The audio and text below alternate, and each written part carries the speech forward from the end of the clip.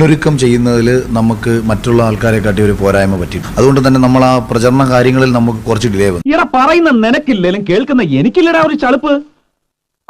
ദൈവമേ, ഇവിടെ Uma Thomas കോടികളാണ് ചെലവഴിച്ചുകൊണ്ടിരിക്കുന്നത്. Thomas നമ്മുടെ വ്യക്തി കോടികൾ ചെലവഴിക്കുന്നതല്ല, ഉമാ തോമസിന് വേണ്ടി പ്രചരണത്തിന് ആരൊക്കെ സഹായിക്കുന്നു കോടികളാണ്. എന്തോന്നാടോ ഇത്? എവിടെ നിന്ന് കിട്ടിയോടോ ഈ ഉണ്ടാക്കണേ? കോർപ്പറേഷൻ ബോർഡുകൾ, മുനിസിപ്പാലിറ്റി ബോർഡുകൾ, എവിടെ നോക്കിയാലും ഇവരുടെ വലിയ വലിയ കട്ടൗട്ടുകൾ, കാര്യങ്ങൾ. നിനക്ക് വേറെ പണിയൊന്നുമില്ല ചെക്ക, എത്ര കിട്ടിയിട്ട് നീ എന്താ പഠിക്കാത്ത? ഞാൻ എന്നെ അത്ഭുതത്തോടെ ചിന്തിക്കുന്നത്, ഒരു MLA കഴിഞ്ഞ 4 വർഷം കൊണ്ട് പ്രവർത്തിച്ച് ഇത്രയും ജനങ്ങൾക്കിടയിൽ ഇറങ്ങിച്ചെന്നതിന് ശേഷം എന്തിനാണ് ഇവർക്ക് ഇത്രയേറെ കോടിക്കണക്കിന് രൂപ മുടക്കിയുള്ള തെരഞ്ഞെടുപ്പ് പ്രചരണം എന്നുള്ളതാണ്.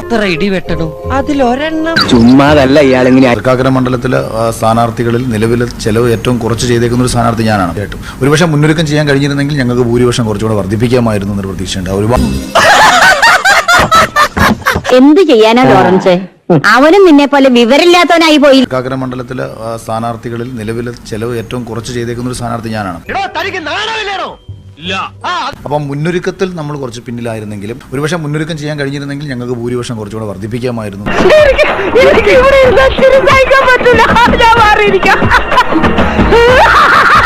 എത്താനും ഈവൻ നമ്മുടെ വോട്ടർ പട്ടികയൊക്കെ കുറച്ചുകൂടെ വിശദമായി പഠിക്കാനൊരു സമയം കിട്ടിയാണ്. പക്ഷേ അത്തരം കാര്യങ്ങളിൽ 2020 കുറച്ച് പ്രശ്നം സംഭവിച്ചിട്ടുണ്ട്.